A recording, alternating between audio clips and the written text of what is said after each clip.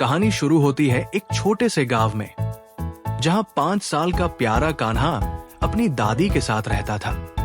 उसका सबसे अच्छा दोस्त था उसकी प्यारी बछिया गोरी। कान्हा और गोरी हमेशा साथ रहते थे, जैसे कि वे जन्मों के साथी हों। हर सुबह अपनी कान्हा गोरी को ताजा घास खिलाने के लिए तालाब के किनारे ले जाता था। तालाब के शांत पानी में बत्तखें तैरती और गोरी खुशी से घास चबाती। गांव की गलियों में चलते हुए कान्हा और गोरी की जोड़ी हर किसी का ध्यान आकर्षित करती। गांव वाले उन दोनों को देखकर मुस्कुराते और उनकी दोस्ती की तारीफ करते। एक दिन कान्हा और गोरी पानी से खेलते हुए मस्ती कर रहे थे। कान्हा ने गोरी पर पानी उड़ेल दी और गोरी ने खुशी से खुद को झाड़ लिया। शाम के समय कान्हा अपनी गोरी के साथ बड़े बरगद के पेड़ के नीचे बैठकर कहानियां सुनाता। गोरी ध्यान से कान्हा की हर बात सुनती, जैसे उसको सारी बातें समझ आती हो। दोनों जब जंगल में घूम ही रहे थे कि अचानक एक दिन बारिश होने लगी।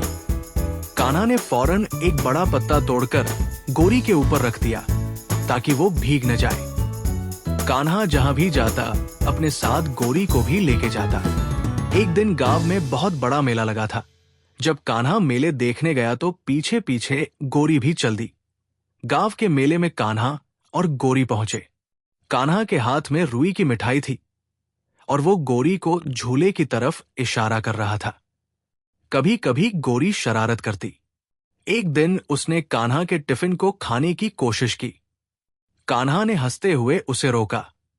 एक बार कान्हा और गोरी जंगल की सैर पर निकले।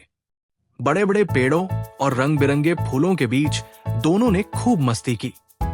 जंगल में एक लकड़ी के पुल को पार करते समय गोरी थोड़ा घबरा गई।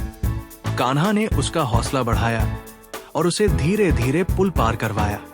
फसल के खेत में कान्हा और गोरी ने छुपा छुपी खेली। गोरी झाड़ियों के पीछे छुपी थी और कान्हा उसे ढूंढ रहा था। एक दिन गोरी खेलते खेलते कांटों के झुरमुट में फंस गई।